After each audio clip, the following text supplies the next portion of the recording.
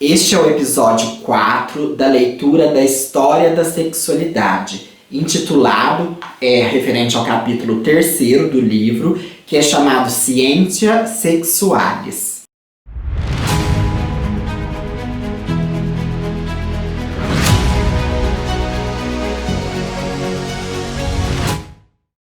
Então, aproximadamente a cada uma vez por mês, nós estamos trazendo aqui um episódio com um capítulo ou parte de um capítulo da História da Sexualidade de Michel Foucault. A História da Sexualidade é dividida em 3 volumes e o primeiro volume é intitulado A Vontade de Saber. E já há um 4º volume publicado póstumamente recentemente. Fazendo uma recapitulação, no episódio 1 nós tratamos do capítulo 1, Nós Vitorianos. No episódio 2 nós tratamos da primeira parte do capítulo 2, que é a hipótese repressiva, que é chamada a incitação aos discursos. No episódio 3 nós tratamos da segunda parte do capítulo 2, a hipótese repressiva, que é intitulada a implantação perversa. No primeiro capítulo, Nós Vitorianos, é abordado a mudança de comportamentos a respeito em torno da temática do sexo a partir da era vitoriana, onde se passou a produzir um discurso de cerceamento, de censura a respeito dessa temática. Depois, na hipótese repressiva, ele continua ressaltando que há uma repressão e por isso ele levanta a hipótese repressiva. E na primeira parte ele vai falar que, em vez de apagar-se os discursos sobre o sexo e a sexualidade, essa repressão causou uma incitação dos discursos. Obras literárias, revistas, panfletos foram produzidos com a temática erótica e com a temática da sexualidade. No capítulo 2, nós vamos dizer, ele vai dizer, o Michel Foucault, a respeito da implantação dessa prática discursiva e já caminhando para a conceituação de um dispositivo da sexualidade. E que essa implantação foi perversa porque ela segrega algumas pessoas e o modo como se deve falar sobre a sexualidade. Alguns caminhos, alguns lugares, alguns dizeres são permitidos e outros não. No capítulo 3º, então, Scientia Sexualis, Foucault vai lidar como a ciência aborda a sexualidade e como se configurou o desenvolvimento de toda uma ciência em torno de um assunto, a respeito do sexo e da sexualidade. Então ele vai abordar não só como os saberes se produzem, como o poder intervém nesses saberes, mas também uma forma de se estruturar um assunto tão simples e tão natural ao ser humano em torno de uma patologia, de um discurso médico, de um discurso aí de saúde mesmo, Foucault inicia o texto assim, supondo 2 pontos. Suponho que me concedam os 2 primeiros pontos. Imagino que seja aceita a afirmação de que o discurso sobre o sexo já há mais de 3 séculos tem se multiplicado em vez de rarefeito. É um primeiro ponto. E que, se trouxe consigo interditos e proibições, ele garantiu mais fundamentalmente a solidificação e a implantação de todo um despropósito sexual. Aí ele fala da proibição, que vai chegar até Freud. Em Freud, então, se dá aí esse início aí de estudar o inconsciente, e com isso estudar também a questão do envolvimento dele dentro do emocional e das patologias, que é o que ele vai chamar quando se levantam as normas médicas. O sexo, ao longo de todo o século XIX, parece inscrever-se em 2 registros de saber bem distintos, uma biologia da reprodução desenvolvida continuamente, segundo uma normatividade científica geral, e uma medicina do sexo obediente, a regras de origens inteiramente diversas. Então, ele depois, mais pra frente, ele vai falar, que então, de um lado, nós temos uma fisiologia da reprodução, ou seja, o sexo tomado como prática apenas para reprodução e o estudo do sistema reprodutor, isso no século XIX, pensando que Foucault não está fazendo uma cronologia em linha reta. Ele vai e volta aos séculos, né? Mas esse século XIX muito importa para ele também, o século XVIII e XIX. E depois, do outro lado, há uma medicina da sexualidade, né? Então, é um saber e um não saber, né? Que ele vai falar. E que essa medicina da sexualidade, ela surge devido a uma vontade de saber, né? E que sempre, em se tratando dessa matéria da sexualidade, está sempre em busca de dizer a verdade do sexo, mas que ela nunca é encontrada por diversos mecanismos, né? Então ele até chama de uma estranha empresa e diz assim na página 63: empreendimento que não data do século XIX, mesmo se o projeto de uma ciência, entre aspas, lhe emprestou então forma singular.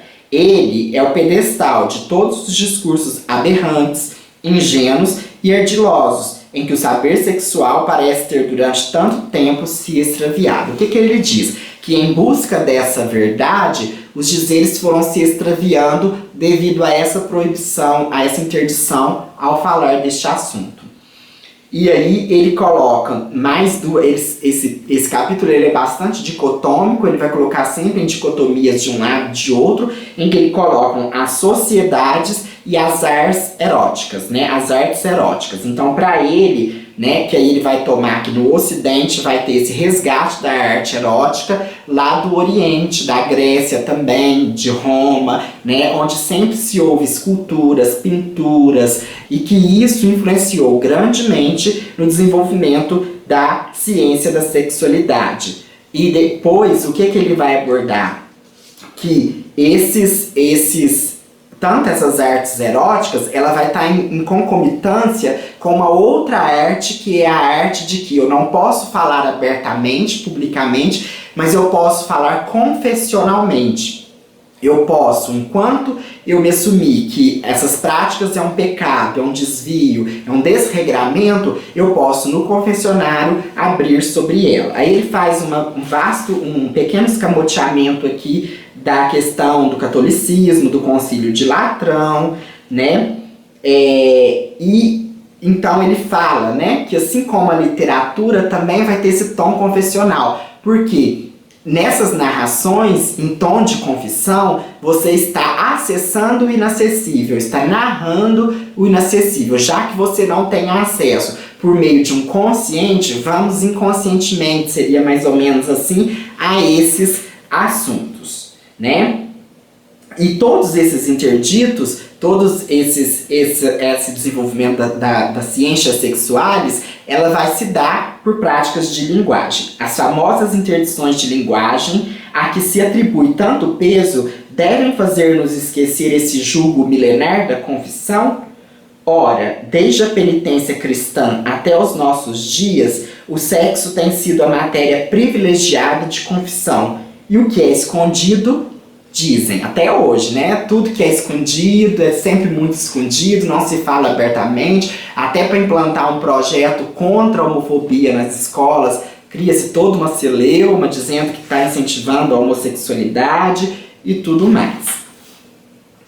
Então, por fim, ele vai elencar alguns procedimentos que ele diz assim: seria melhor delimitar os procedimentos pelos quais essa vontade de saber, que é a característica primária, né, dessas ciências sexuais, saber, conhecer sobre o sexo, fundamentar um conhecimento, categorizar, enciclopedizar, né, se pode dizer assim, em torno dessa matéria.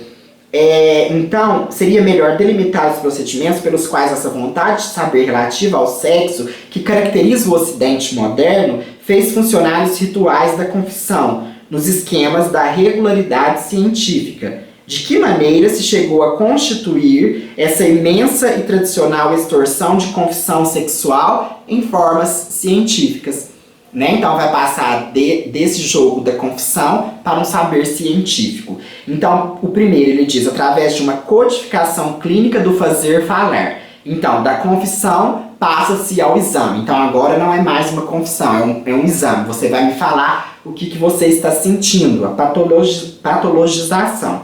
Depois, através do postulado de uma causalidade geral e difusa. Então não se busca causas específicas, mas divaga-se nas causas, difunde-se as causas. O terceiro, através do princípio de uma latência intrínseca à sexualidade. O que seria essa latência? Está sempre latente, está sempre em tona, né? Seria até um fogo aceso. E o quarto, através do método da interpretação, que ele diz assim: o século XIX tornou possível fazer funcionar os procedimentos de confissão na forma regular de um discurso científico, fazendo dela não mais uma prova, mas um sinal, e da sexualidade algo a ser interpretado. E é aí que se discursiviza, né? 5. Através da medicalização dos efeitos da confissão. Então, aí surge até a questão da histeria com Freud e tudo mais, né? Então, ele vai falar que ao lado dessa ciência, a sexualidade foi definida como, por natureza, um domínio penetrável por processos patológicos, solicitando, portanto, intervenções terapêuticas ou de normalização. Um campo de significações a decifrar, um lugar de processos ocultos por mecanismos específicos, um foco de relações causais infinitas, uma palavra obscura que é preciso ao mesmo tempo desencavar e escutar. E aí ele coloca que a história da sexualidade está ao mesmo lado da história dos discursos. A história da sexualidade, isto é, daquilo que funcionou no século XIX como domínio de verdade específica, deve ser feita antes de mais nada do ponto de vista de uma história dos discursos. E aqui, então, ele está falando do seu método, né? Que o que ele está fazendo aqui é uma história dos discursos. E defendendo, né, como o jabá, né, como aquele cientista que vende o seu peixe, que fazer essas histórias dos discursos da sexualidade é o melhor caminho para se compreender a história da sexualidade. E não um caminho de detalhar cronologicamente como isso se desenvolveu ao longo dos tempos. E para finalizar, ele coloca assim na última frase: e no caso específico da sexualidade, constituir a economia política de uma vontade de saber. E essa economia política vai descambar, né, se podemos usar esse termo mais coloquial, num dispositivo de sexualidade, que é o capítulo 4º que ele vai abordar, e que é um dos maiores capítulos desse volume, do volume 1, onde nós vamos ter que dividir em várias partes para a gente dar conta de estudar essa questão do dispositivo.